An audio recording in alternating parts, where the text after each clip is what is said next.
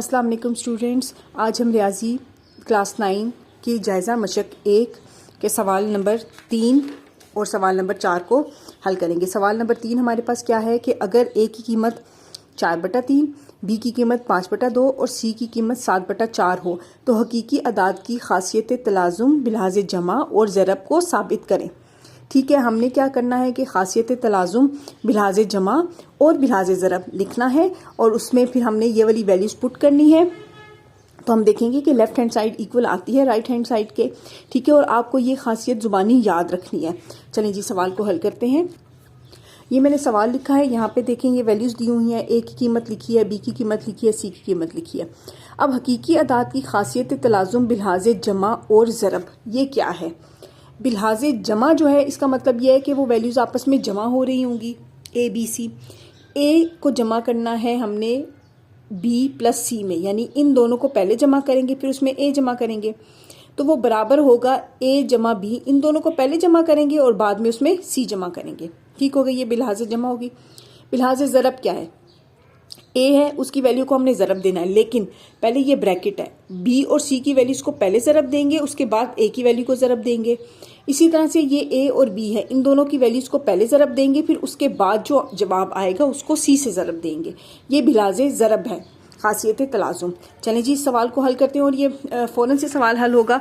हमने दोनों जो ये वाली हमने खासियत लिखी है, दोनों को एक दूसरे के सामने रख के वैल्यूज़ पुट करेंगे और जवाब निकालेंगे। देखिए जी, दी गई कीमतें दर्ज करने से हमने ए की कीमत 4/3, बी की कीमत 5/2, सी की कीमत 7/4 लिखी। यहाँ पे भी पहले बी और सी में ब्रैकेट डाली है और यहाँ पे ए और बी में ब्रैकेट डाली है। इन दोनों का हम एलसीएम लेते हैं, इस क्वेश्चन को सॉल्व करते हैं। यहाँ देखें, ये तो हमने ए की कीमत एज इट इज़ निकाल ली। ठीक है, इन दोनों का एलसीएम आएगा 4। ठीक है, अब ये 2 है नीचे, 2 को अगर हम ज़रब दें 2 से तो ये वाला 4 आता है। इसका मतलब ये है कि इसके ऊपर वाला ज़रब खाएगा 2 से, जमा 7। 4 को 1 से ज़रब दें, 4 1 जार 4 होता है ना, ये वाला 4 तब आएगा जब हम इस 4 को 1 से ज़रब देंगे। इसका मतलब ये है कि इसके ऊपर वाला 1 से ज़रब खाएगा, ऐसे। ठीक हो गया, बराबर है। अब इसी तरह इसका एलसीएम लेते हैं, इनका एलसीएम आता है 6। ठीक है, अब ये 3 जो है ना, इसको अगर हम 2 से ज़रब दें तो ये 6 आता है ना, 3 2 जार 6। तो इसका मतलब ये है कि इसके ऊपर वाला 2 से ज़रब खाएगा, जमा 5।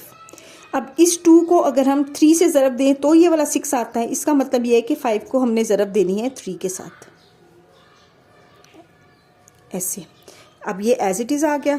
ठीक है, जमा। अब इनको हम डायरेक्ट मैं इसका आंसर लिखूंगी। देखिए, 5 2 जार 10, 10 में 7 प्लस किए 17, 4 2 जार 8, 8 में हमने और 5 3 जार 15, 8 में 15 प्लस किए तो हमारे पास आ जाता है 23, 6 जमा 7 और 4। अब हम इनका दोबारा से एलसीएम लेंगे। इनका दोबारा से एलसीएम लेने से क्या होगा कि इसका एलसीएम आ जाएगा 12। ठीक है, अब 3 को अगर हम 4 से मल्टीप्लाई करें तो 12 आता है ना, तो इसके ऊपर वाला 4 से मल्टीप्लाई होगा, ये 17 है। अगर हम इस 4 को 3 से मल्टीप्लाई करें तो 12 आता है, तो हमने इसके ऊपर वाले को 3 से ज़रब दिया। यहाँ पे इसका एलसीएम हमारे पास आता है 12। अच्छा जी, इसका एलसीएम 12 कैसे आता है ये देखिएगा।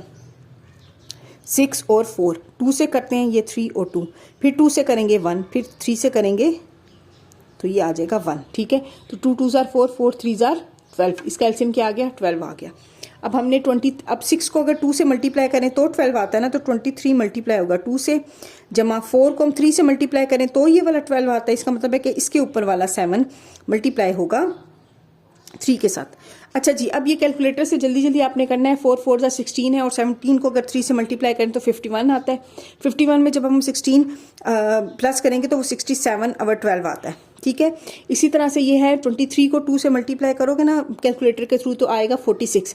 7 को 3 से मल्टीप्लाई करो, 7 3 जार 21, 46 में 21 प्लस करें तो 67 और 12 आता है। ठीक है, ये भी लेफ्ट हैंड साइड है, ये राइट हैंड साइड है। ये लेफ्ट हैंड साइड है और ये राइट हैंड साइड है, दोनों इक्वल आई हैं। इसका मतलब है साबित हुआ कि हमारे ये वाली जो है खासियत ये बिल्कुल दुरुस्त है। अब इसकी खासियत नंबर 2 की तरफ बढ़ते हैं। वो क्या है? बिलहाज़े ज़रब। बिलहाज़े ज़रब खासियत तलाज़ुम ये मैंने लिख दी है। अब इन दोनों में वैल्यूज पुट किए दी गई कीमतें दर्ज करने से ए की वैल्यू, बी की वैल्यू, सी की वैल्यू। पहले इन दोनों को मल्टीप्लाई करेंगे और इस तरफ हम लोग इन दोनों को मल्टीप्लाई करेंगे। ठीक है, आपके सामने करते हैं। अब ये देखिएगा, अब इसमें कटिंग तो कुछ हो नहीं रही, ये तो एज इट इज़ आ जाएगा। इनकी आपस में कटिंग नहीं हो रही, ऊपर वाला ऊपर से मल्टीप्लाई होगा।